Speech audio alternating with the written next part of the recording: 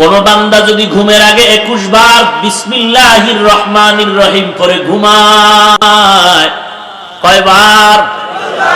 21 বার যদি বিসমিল্লাহির রহমানির রহিম পড়ে ঘুমিয়ে যাও, 1 নাম্বার তোমার পুরস্কার, আল্লাহ ফেরেশতা দিয়া তোমার জান আর বাড়ি ঘরমাল হেফাজত করবেন। 2 নাম্বার, ঘুমের মধ্যে কোনো খারাপ স্বপ্ন দেখা যাবে না। 3 নাম্বার, এক সময় রাসূলের সাথে মোলাকাত হয়ে যাবে। বিসমিল্লাহ কি পারো না রে মুসলমান? যদি বলো তাও পারি না, কচু গাছের সাথে গলায় রশি লাগায় মর। ওই মুসলমান, বিসমিল্লাহর আমলটা যদি বলো পারি না, লজ্জার কি আছে, বলার আর কিছুই নাই। বড় দুঃখ পরিতাপ। জবানের হেফাজত করো, 3টা গুনাহ ছাড়ো, 3টা আমল ধরো। 1 নাম্বার কোরআনের তেলাওয়াত।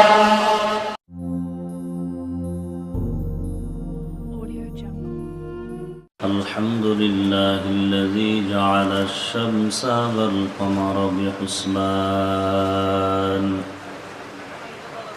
ওয়ান নাজমা ওয়াশ শাজারা ইয়াসজুদান وفضل زمانا على زمان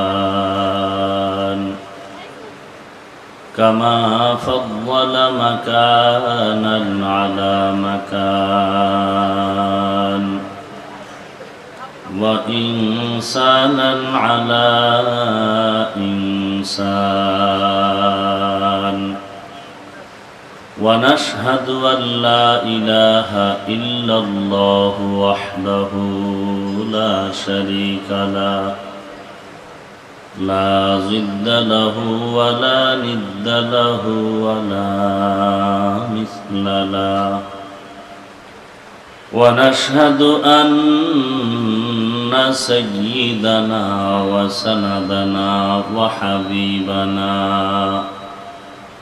وحبيب ربنا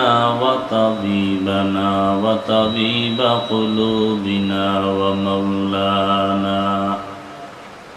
ومولانا محمدا عبده ورسوله صلى الله تعالى عليه وعلى آله وأصحابه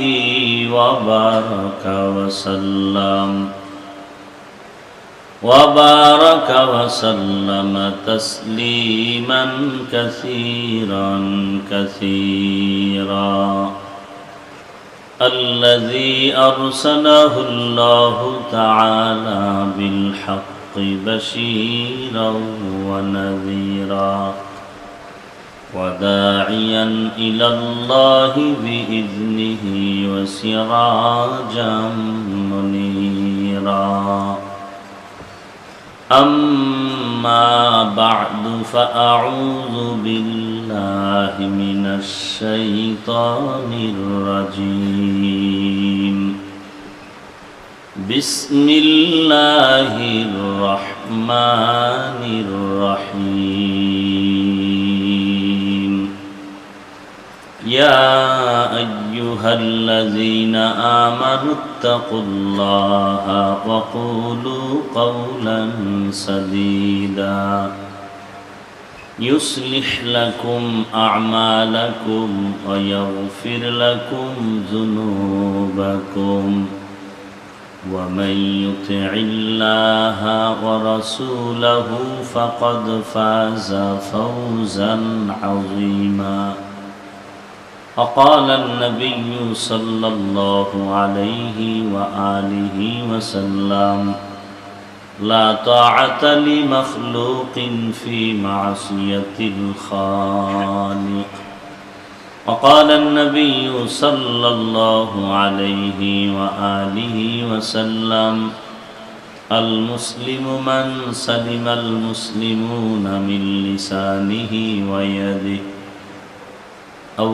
كما قال النبي عليه الصلاة والسلام صدق الله مولانا العظيم وصدق رسوله النبي